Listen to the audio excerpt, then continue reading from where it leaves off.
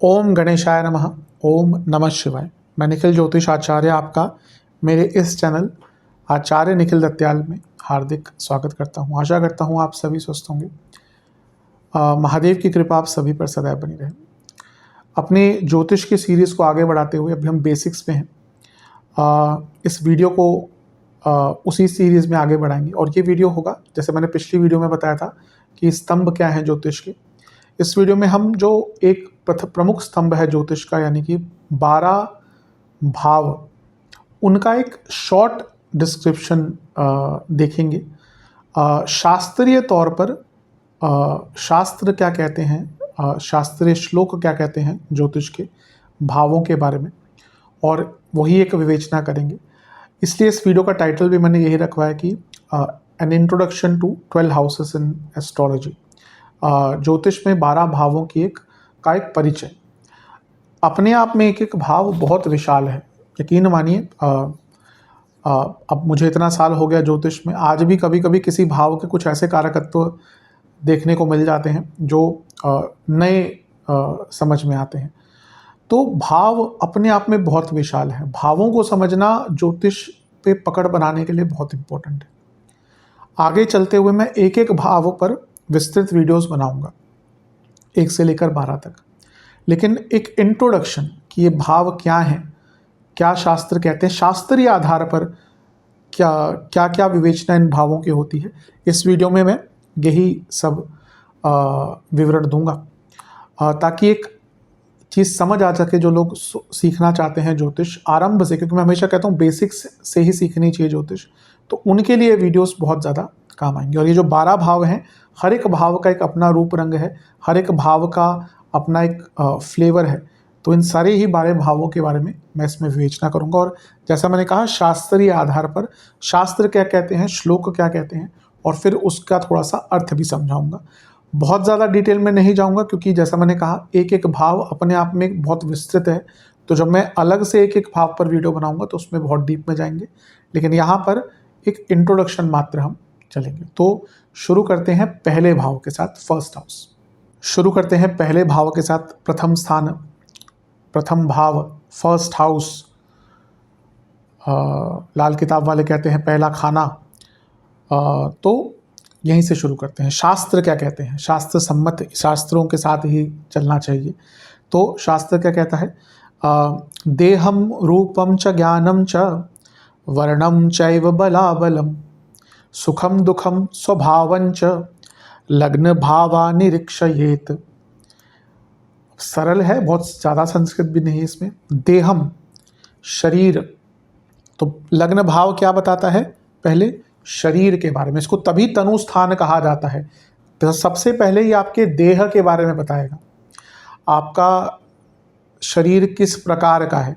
लग्न में शनि बैठे हैं तो सूखा शरीर है, लग्न में बृहस्पति बैठे हैं तो भरा पूरा शरीर है, लग्न में सूर्य बैठे हैं तो पित्त प्रकृति है, लग्न में चंद्रमा बैठे हैं तो कफ प्रकृति है, लग्न में मिश्रित ग्रह बैठे हैं तो मिश्रित प्रकृति है, लग्न में कोई एक ग्रह बैठा है तो हाइट ज़्यादा है, एक ग्रह बैठा है तो हाइट कम है।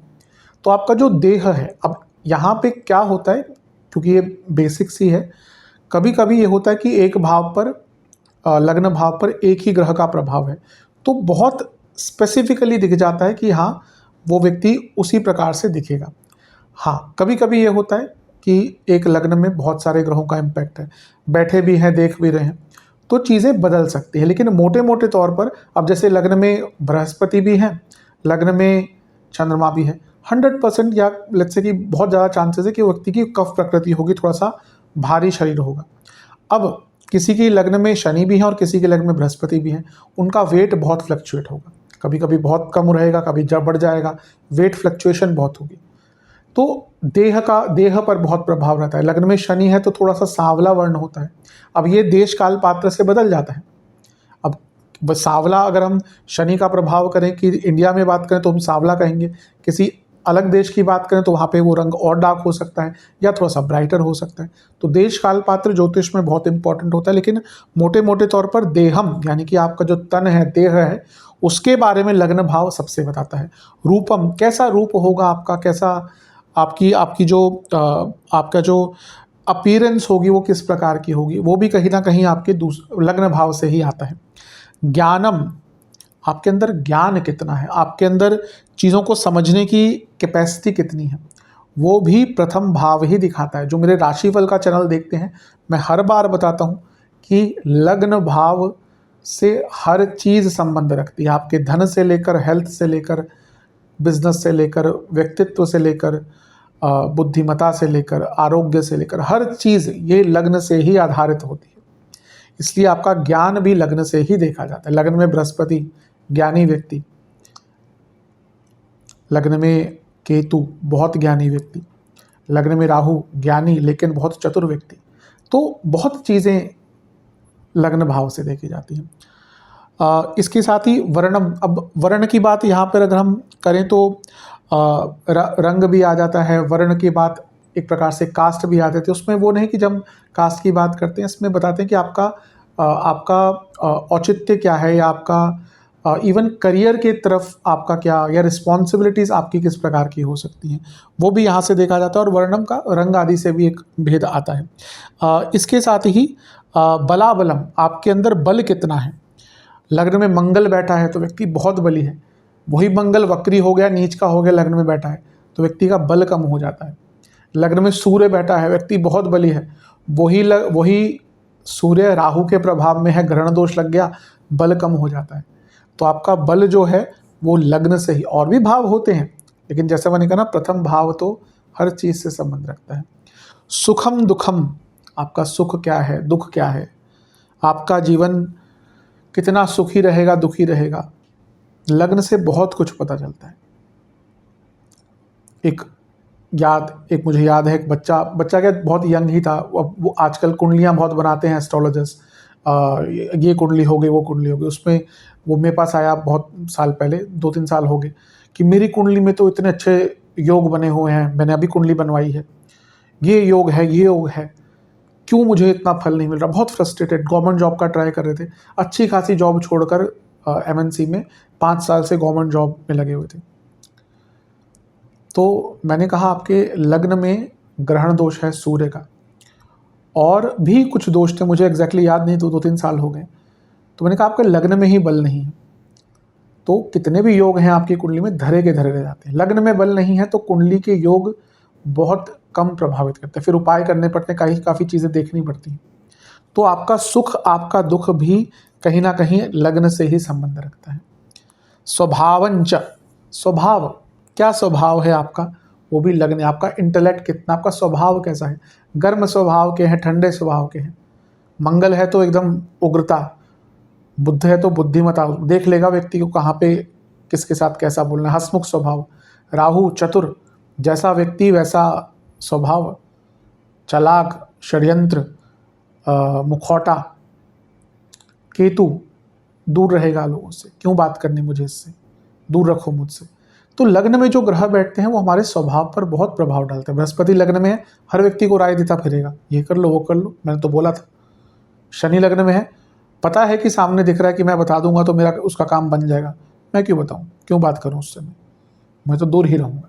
तो स्वभाव जो है, चंद्रमा लग्न में है, पल पल, जैसे चंद्रमा का पल पल तो नहीं कह, बहुत जल्दी उनकी आकृति बदलती है, वैसे ही व्यक्ति का रूप, उसका जो स्वभाव है, रूप नहीं स्वभाव जो है वो बहुत जल्दी बदलता है। 2 घंटे पहले बोलेगा हाँ हाँ जीवन कितना अच्छा है, मज़ा आ गया, आनंद आ रहा है, 2 घंटे बाद मुझसे बदनसीब कोई नहीं, सारे दुख मेरे ही जीवन में है। तो आपका स्वभाव जो है वो आपके लग्न में बैठे ग्रह बहुत तय करते हैं। इसलिए मैं हमेशा कहता हूँ कि लग्न ये आधार है जीवन का, तो यहाँ से ये सब पता चलता है। मैं पुनः कहूँगा, एक भाव बहुत बड़ा टॉपिक है, तो मैं उस पर अलग से बहुत विस्तृत वीडियोस बनाऊँगा, लेकिन मोटे मोटे तौर पर पता होना चाहिए कि पहला भाव क्या क्या इंडिकेट करता है। चलते हैं दूसरे भाव के तरफ, कई लोगों का बहुत फेवरेट भाव, क्यों, धन का भाव। तो पहले शास्त्र क्या कहता है, धन धान्यम कुटुंबांश मृत्युजालम मित्रकम धातुरत्नादिकम सर्वम धन स्थानानि रिक्षयेत। धन धान्यम, धन धान्यम, देखिए आज के टाइम में क्या है कि धान्य की बात करें, जो फूड होता है हमारे पास, सबकी बात नहीं करूँगा, लेकिन जो यूजुअली थोड़े से मिडिल क्लास से बिलोंग करते हैं, upper middle class, upper class, उनके पास फूड की कोई कमी नहीं है। बल्कि आज की डेट में आप ऑर्डर भी कर सकते हैं ऑनलाइन। सबके पास घर में जो धन के साथ धान्य भी भरे रहते हैं, middle class, upper middle class, यानी कि फूड की शॉर्टेज नहीं होती। लेकिन जब ये शास्त्र लिखे गए थे, धान्य यानी कि जो फूड मटेरियल होते थे वो बहुत बड़ी चीज़ होती थी। आपके घर में कितना अनाज पड़ा है, कितनी बुआई हुई है, कौन कौन से प्रकार का अनाज पड़ा है, तो उसको भी सेविंग्स ही माना जाता था। सबको पता है कि एक टाइम पे बार्टर सिस्टम चलता था कि भाई हमारे पास ये है, हम आपको ये देते हैं, हमारे पास अनाज है, आप हमारा ये काम कर दीजिए। तो इसलिए धान्य भी एक प्रकार का धन ही माना जाता है, इसलिए धन धान्यम।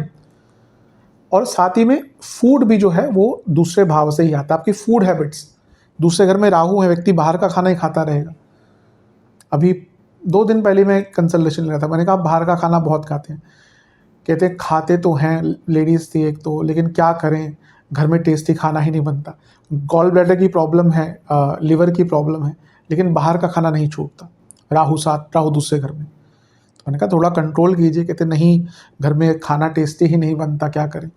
तो अब राहु एडिक्शन भी है ना, तो नहीं छूटता। कई लोग हैं दूसरे घर के राहु, ऐप वो कर देंगे, क्या बोलते हैं उसको, हटा देंगे, अनइंस्टॉल कर देंगे 2 दिन, तीसरे दिन खुद ही इंस्टॉल करके दुनिया भर का खाना मंगा लेंगे। और आजकल हो भी रहा है कि बहुत ईजिली, जब हम छोटे थे या कॉलेज टाइम के थे, तो बाहर कब जाते थे और बहुत महीनों में एक बार जाना, महीने में एक बार जाना, 2 बार जाना। आज की डेट में तो इतना ईजी है। तो फूड, हमारी जो फूड हैबिट्स होती है वो भी यहीं से आता है। कुटुंब, हमारा जो कुटुंब है, हमारी जो इमीडिएट फैमिली है, फैमिली चौथे भाव से भी आता है। फैमिली की हैप्पीनेस, कई चीज़ें फैमिली की चौथे भाव से भी देखते हैं। लेकिन कुटुंब, आपकी जो इमीडिएट फैमिली, जो लोग आपके साथ रहते हैं, वो आपके दूसरे भाव से देखते हैं। मृत्यु जाल, अभी इसको ना मारक भाव भी कहा जाता है, दूसरे भाव। तो यहाँ से मृत्यु भी देखी जाती है। मैं हमेशा कहता हूँ कि ये कहना कि दूसरा भाव मृत्यु ही देता है, नहीं, गलत चीज़ है। या मारक भाव मृत्यु ही देता है। हाँ, जब समय आता है तब मारक भावों की कोई एज है या दशा अंतरदशा बहुत है, कुंडली में लेट्स से कि अल्प आयु का योग है, फिर उस टाइम पे दशा अंतरदशा आ गई तो ये मारक भी बन जाता है। पर अदरवाइज ये भाव थोड़ा सा मृत्यु तुल्य कष्ट दे सकता है। और ये अमित्र कम है, मित्र कम नहीं है। यहाँ पे संधि हुई है, यानी कि आपके एनिमीज भी जो हैं वो दूसरे भाव से देखे जाते हैं, अमित्रकम।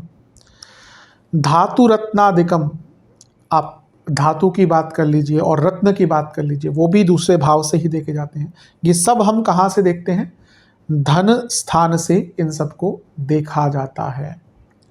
मैंने कहा ना, इसमें बहुत कुछ आता है, स्पीच भी आती है, बहुत कुछ आता है, दुनिया भर की चीज़ें आती हैं, मैं आऊँगा उस पर। लेकिन ये एक शास्त्रीय परिचय है जिसके द्वारा एटलीस्ट जो लोग सीखना चाहते हैं बेसिक से, उनको बहुत हेल्प मिलेगी। अब चलते हैं तीसरे भाव की तरफ, पराक्रम का भाव। तीसरा भाव, शास्त्र क्या कहते हैं? विक्रमम भृत्य भ्रातादि चोपदेश प्रणायकम प्रयाणकम पित्रोर्वे मरणम विज्ञो दुश्चिक्याच निरीक्षयेत। विक्रमम मतलब कि आपके अंदर स्ट्रेंथ कितनी है, पराक्रम कितना है। भृत्य भ्रातादि, भ्रातादि तो हुए भाई बहन, भृत्य बोलते हैं सर्वेंट्स को, जो सर्वेंट्स आदि होते हैं उनको बोला जाता है। तो वो भी इसी भाव से देखे जाते हैं। आपके पास कितने आपके अंडर लोग काम करते हैं, आपको कितने लोग सर्व करते हैं, वो तीसरे भाव से देखा जाता है। और भी कुछ कारक होते हैं, लेकिन तीसरे भाव से भी देखा जाता है। तीसरे भाव में आपके एक अच्छे शनि बैठे हैं, यानी कि आपके अंडर कई सर्वेंट्स काम कर सकते हैं।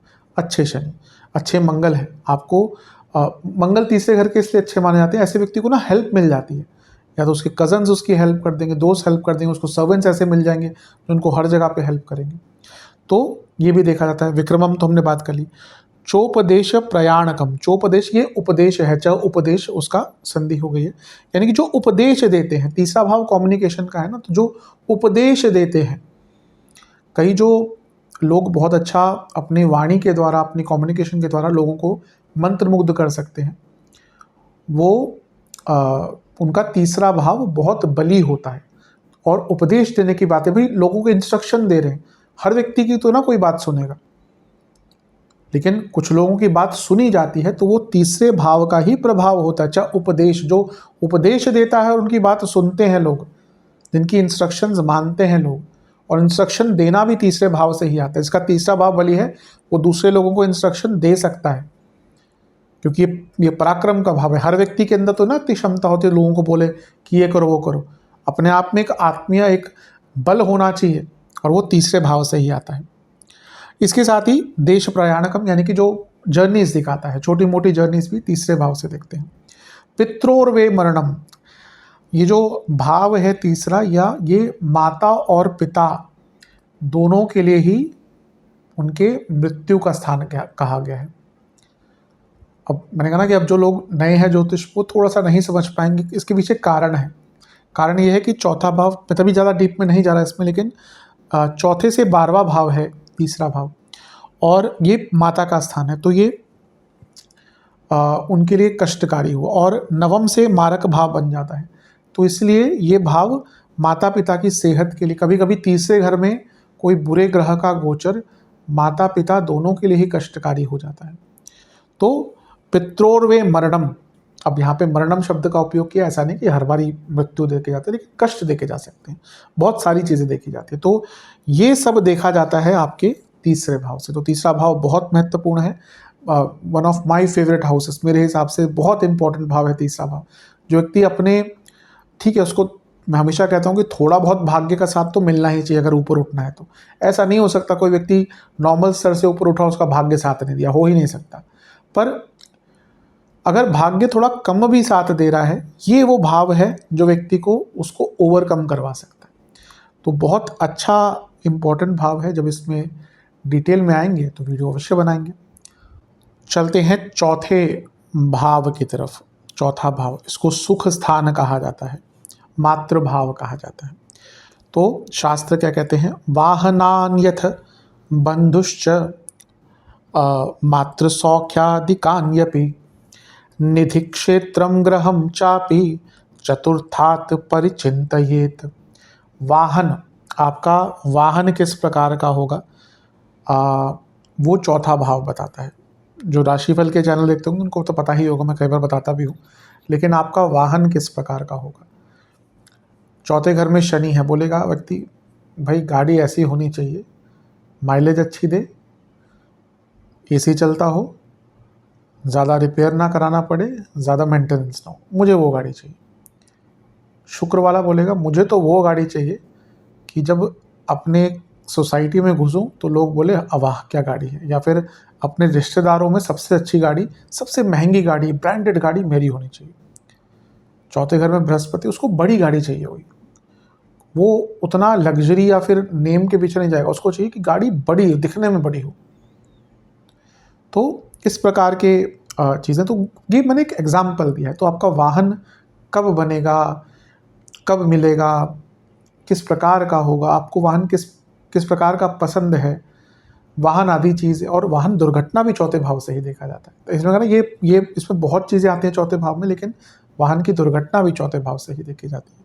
तो ये देखा जाता है। बंधुश्च, अब यहाँ पे जैसे मैंने कहा ना, इमीडिएट फैमिली दूसरा भाव है, जो आपकी फैमिली एट लार्ज है, भाई जिनको आप जानते हैं, वहाँ से कितने अच्छे आपके रिश्ते हैं। अब चौथा भाव बहुत पीड़ित है, ऐसे लोगों के अपने घर वालों से, अपने फैमिली वालों से बनती ही नहीं है। शनि चौथे घर में है, वक्री शनि, केतु हैं, उनके रिलेटिव्स से संबंध ही नहीं रह जाते। कई मैं देखता हूँ ऐसे लोग कि उनके धीरे धीरे करके अपने रिलेटिव से बहुत दूर हो जाते हैं, और उनके रिलेटिव्स उनके काम भी नहीं आते। पर चौथा भाव बहुत अच्छा, बल्कि रिलेटिव्स आपकी स्ट्रेंथ बन जाते हैं। तो आपके जो रिलेटिव्स हैं उनसे क्या खुशियाँ, और फैमिली में कितनी हैप्पीनेस है, वो सब चौथे भाव से ही देखा जाता है। मातृ सौख्या, तो जिसमें कहा माता का सुख, माता का सुख, घर का सुख, ये सब आपके चौथे भाव से ही देखा जाता है।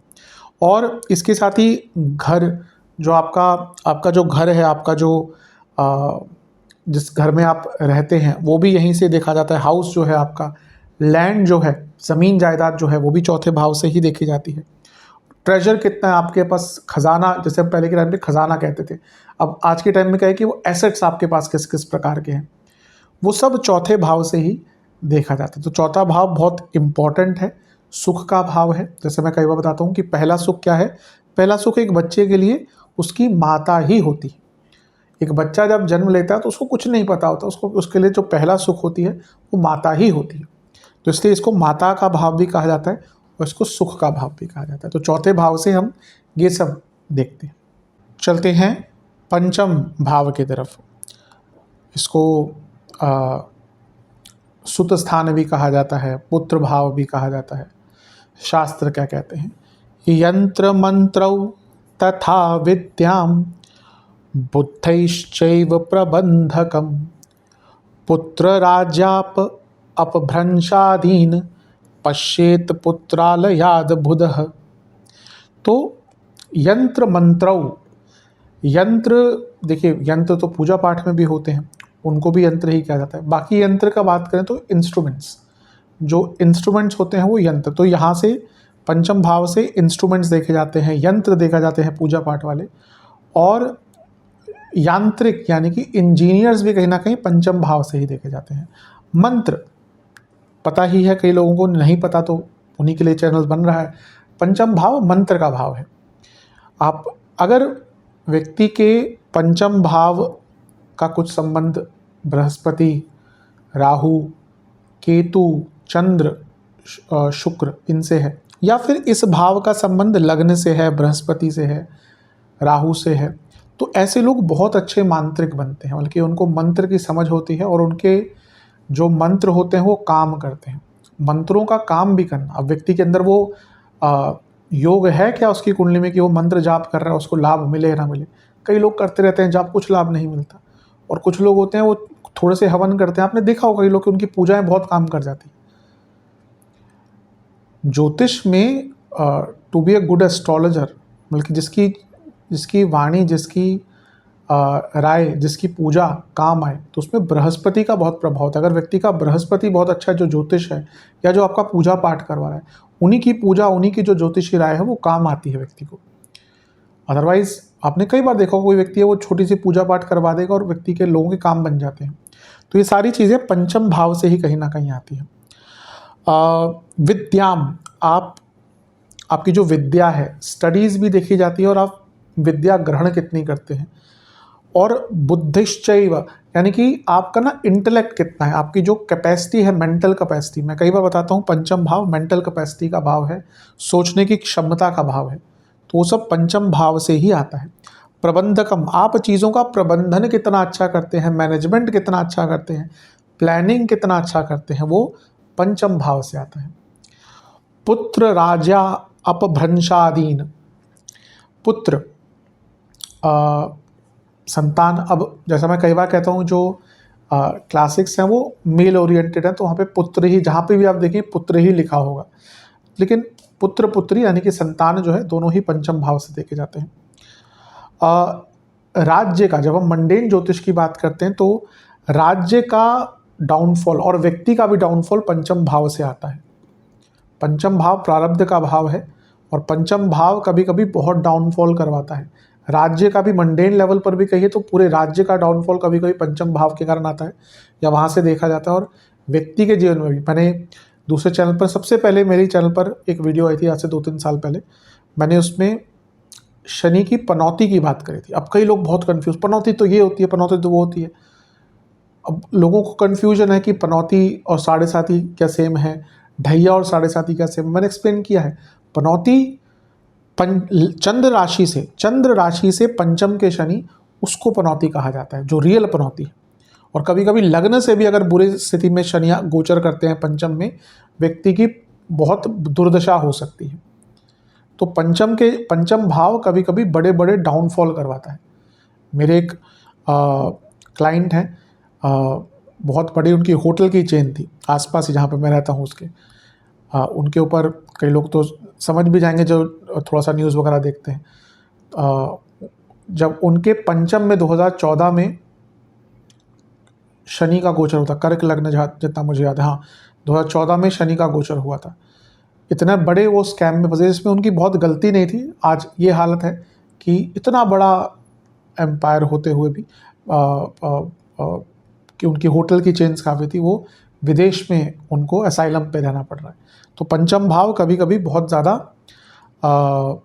इस प्रकार के डाउनफॉल भी लेकर आ सकता है। तो ये सारी जो चीज़ें हैं वो पंचम भाव से देखी जाती हैं। अब चलते हैं छठे भाव की तरफ। छठा भाव रिपु स्थान, रोग रिपु ऋण का भाव। तो मातुलांतंक शंका नाम शत्रुंश्चैव व्रणादिकान सपत्नी मातरम चापि षष्ठ भावा निरीक्षयेत। यानी कि सबसे पहले तो मामा, तो जो आपके मामा हैं वो छठे भाव से देखे जाते हैं। आतंक छठे भाव से देखा जाता है मंडेन लेवल पर।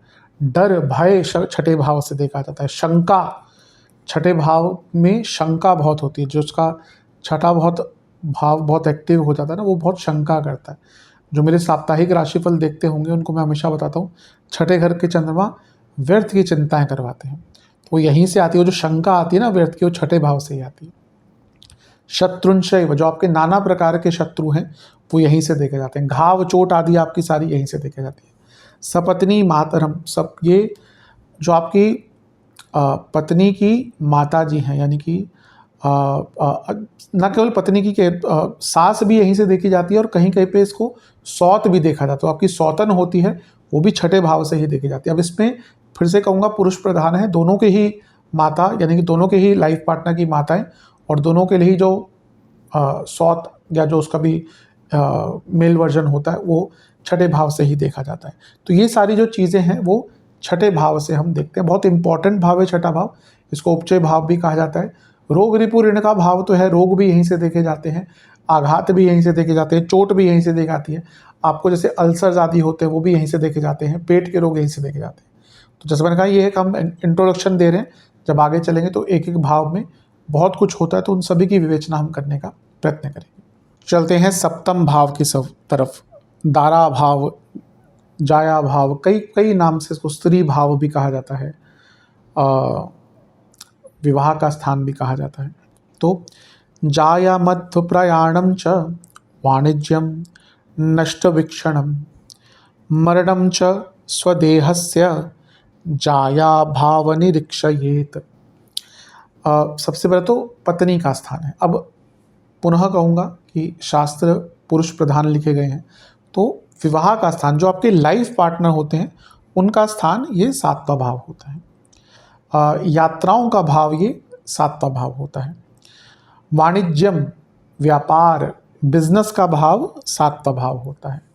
नष्ट वीक्षणम, कभी कभी इसको धन का नुकसान का भाव या सेविंग्स के नुकसान का भाव भी कहा जाता है, क्योंकि दूसरे से छठा भाव है। और कभी कभी जैसे हम प्रश्न कुंडली लगाते हैं तो सप्तम भाव बताता है कि वो जो वस्तु है जिसकी हम बात करें वो नष्ट हो चुकी। कभी कभी होता है कि कोई प्रश्न कुंडली में होता है कि अब कई चीज़ें प्रश्न कुंडली से ही हम जब हम प्रोफेशनल एस्ट्रोलॉजी करते हैं ना, तो बिना प्रश्न कुंडली के बहुत आगे कभी कभी नहीं बढ़ा जा सकता। कुछ ऐसे प्रश्न होते हैं उसमें प्रश्न कुंडली ही लगानी पड़ती है। अब कोई व्यक्ति आया कि मेरे पिताजी खो गए हैं, मिल नहीं रहे, उनको अल्जाइमर है। आज से 1-1.5 साल पहले की बात है, एक व्यक्ति जानने वाले ही हैं, काफ़ी रात हो गई थी, तो भयभीत होकर मेरे फादर को कॉल आया कि मेरे पिताजी को भूलने की बीमारी है, वो गायब हो गए। तो अब कोई जानने वाले हैं तो कभी कभी देखना पड़ता है रात को भी।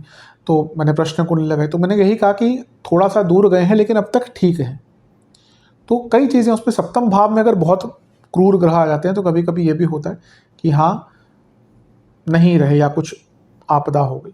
तो सप्तम भाव कई प्रकार की चीज़ें दिखाता है, धन का नुकसान भी और कभी कभी किसी चीज़ का भी, वस्तु विशेष, व्यक्ति विशेष का भी नुकसान दिखाता है। मरणम च स्वदेहस्य, मतलब कि जो अपना मरण दिखाता है। सप्तम भाव जैसे मैं कई बार बताता हूँ ये मारक भाव है। अब ये उदय भाव है। हर भाव से सप्तम भाव उसका पूरक भी होता है, उसका अंत भी कभी कभी दिखाता है। तो हम जब उदय यहाँ से हुए तो हमारा अंत यहाँ पे हो, तो इसको ना मारण भाव भी कहा जाता है। फिर से कहूँगा ऐसा नहीं कि ये भाव हमेशा मृत्यु ही देता है, लेकिन कभी कभी ऐसा होता है कि दशा खराब चल रही तो ये मृत्यु तुल्य कष्ट दे सकता है, और सच में योग उस टाइम आ गया तो मृत्यु भी दे सकता है। इसलिए लाइफ पार्टनर भी बहुत केयरफुल होकर चुनना चाहिए। ये लाइफ पार्टनर का भाव है ना, तो अच्छा लाइफ पार्टनर मिल गया तो बहुत अच्छा, वरना मृत्यु से कम नहीं होता, मृत्यु तुल्य कष्ट हमेशा मिलते ही रहते हैं। तो सातवें भाव जो है, सातवां भाव है वो इस प्रकार की चीज़ें दिखाता है। चलते हैं अष्टम भाव की तरफ। अष्टम भाव थोड़ा सा भयभीत करने वाला भाव। इस भाव से लोगों को डर लगता है। इसको मृत्यु भाव भी कहा जाता है, आयु भाव भी कहा जाता है। तो शास्त्र क्या कहते हैं? आयु रणम रिपुम चापि दुर्गम मृतधनम तथा गत्यनुकातिकम सर्वम पश्येदंध्राद चक्षण।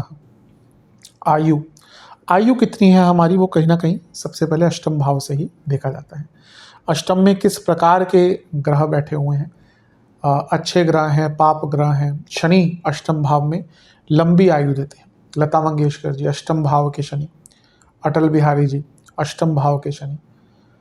हाँ, अब यह है कि बाकी भी चीज़ें मैटर करती हैं कि भाई कितनी लेटर स्टेज कितना स्मूथ जाएगा, लेकिन लंबी जो आयु है वो अष्टम भाव के शनि देते हैं। तो अष्टम भाव जो है वो आयु का कारक बन जाता है।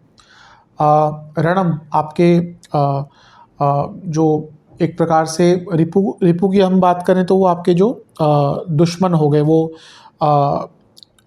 छठा भाव भी रिपु का भाव है, लेकिन वो शत्रु हैं जो दिख जाते हैं। अष्टम भाव हमारे गुप्त शत्रु या अप्रत्यक्ष शत्रु हैं। इसमें वो शत्रु भी आ जाते हैं तो हमें सामने दिखते नहीं हैं, जो लोगों की बात कर रहा हूँ। और अप्रत्यक्ष शत्रु क्या होते हैं? जो हमारे अंदर की प्रॉब्लम्स होती हैं, मोह वासना षड्रिपु जिनको कहा गया है, वो भी अष्टम भाव से आते हैं। रणम मतलब कि रणभूमि कह लीजिए, जो फाइट्स होती हैं, ये सब चीज़ें जो हैं वो अष्टम भाव से ही आपकी देखी जाती है। बैटल फील्ड कहीं ना कहीं अष्टम भाव से देखी जाती है। दुर्ग, उसको दुर्गम भी कहा जाता है। तो ये अष्टम भाव से ये सारी चीज़ें कहीं ना कहीं देखी जाती है। बैटल, दुर्ग का मतलब होता है वैसे फोर्ट।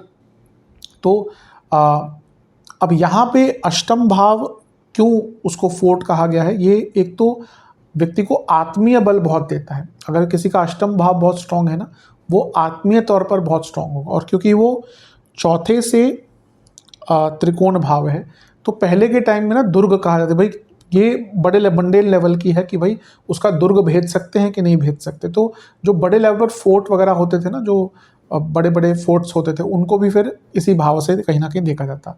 मृत धनम, जो लोग मर गए हैं उनका धन, पैतृक धन, पैतृक संपत्ति अष्टम भाव से देखी जाती है। गत्यानुकादिकम मतलब कि मरने के बाद हमारा क्या होता है, उसकी नॉलेज, जो हम कहते हैं ना कि जो ऐसी विद्या जो नॉर्मल से हटकर है, मरने के बाद कहाँ जाता है व्यक्ति, गुप्त विद्याएं, ये सारी जो हैं वो सारी अष्टम भाव से ही आती हैं। तो ये सारी चीज़ें हम अष्टम भाव से देखते हैं। ये कहना कि टोटली कोई बुरा भाव है, ये ऐसा नहीं है। कई लोगों के तो जीवन इसी भाव से चलते हैं। अब जो ऑकल्ट प्रैक्टिस करते हैं उनका अष्टम भाव बहुत स्ट्रांग होता है। जो अच्छे हैं, बल्कि जो सक्सेसफुल हैं ऑकल्ट में, उनका अष्टम भाव बहुत स्ट्रांग होता है। रिसर्चर्स, उनका अष्टम भाव बहुत अच्छा होता है। कई डॉक्टर्स का अष्टम भाव बहुत स्ट्रांग होता है। लेकिन हाँ, वैसे देखा जाए जनरली कहें तो एक थोड़ा सा मुश्किल भाव, कठिन भाव ये माना जाता है अष्टम भाव। जैसे मैंने कहा बहुत कुछ होता है, लेकिन एक एग्जाम्पल या एक परिचय की हम बात कर रहे हैं। चलते हैं नवम भाव की तरफ। भाग्य का स्थान, 9th हाउस। तो भाग्यम शालम च धर्मम च भ्रातृपत्न्यादिकांस्तथा तीर्थयात्रादिकम सर्वम धर्मस्थाना निरीक्षयेत। तो सबसे पहला तो भाग्य, भाई आप कितने भाग्यशाली हैं। नवम भाव में कोई बहुत शुभ ग्रह बैठ गया और बाकी कुंडली अच्छी है, शुक्र बैठ गए, बृहस्पति बैठ गए, भाग्यशाली व्यक्ति होता है। नवम भाव के स्वामी नवम में है, भाग्यशाली व्यक्ति होता है। शनि नवम में है, भाग्य तो बनता है लेकिन बहुत मेहनत से ऐसा व्यक्ति बहुत ऊपर पहुंचता है। कई कुंडलियां हमारे पास नवम के शनि इनिशियली बहुत नीचे से उठते हैं लेकिन बहुत आगे पहुंचते हैं। शालम, जो साला कहते हैं, जो नॉर्मल भाषा में जो पत्नी का भाई जो होता है, उसको भी नवम भाव से ही देखा जाता है। तो बल्कि पति या पत्नी के जो भाई बहन है वो तीसरे भाव से, ये तीसरे यानी कि सप्तम से तीसरे से देखा जाता है, इसलिए इसको वो भाव माना जाता है। धर्मम, धर्म का भाव है। और भ्रात पत्न्यादिकांश था, जो आपके भाई हैं उनकी पत्नी, अब यहाँ पे पुनः पुरुष प्रधान थे, तो आपके जो भी भाई और बहन हैं उनके जो पार्टनर्स हैं उनका विवेचन नवम भाव से होता है। क्यों? तीसरा भाव भाई या बहन का, उससे सप्तम भाव बना जो आपके भाई या बहन की जो पत्नी या पति हैं उनका एक योग बनता है। तो आपके भाई या बहन के जो लाइफ पार्टनर्स हैं वो नवम भाव से हम देखते हैं। तीर्थ यात्रा, जो हम तीर्थ यात्रा की बात करते हैं वो भी नवम भाव से देखते हैं। नवम के राहु व्यक्ति को बहुत तीर्थ यात्राएं कराते हैं। नवम के बुध बृहस्पति व्यक्ति को बहुत तीर्थ यात्राएं करवाते हैं। तो ये सारी चीज़ें हम धर्म भाव से देखते हैं, नवम भाव से। बहुत चीज़ें हैं नवम भाव में, हायर एजुकेशन है, पिता भी, यहाँ ये पिता नवम से है, 10वें से है। ये ज्योतिष का एक बहुत कॉन्ट्रोवर्शियल सब्जेक्ट है।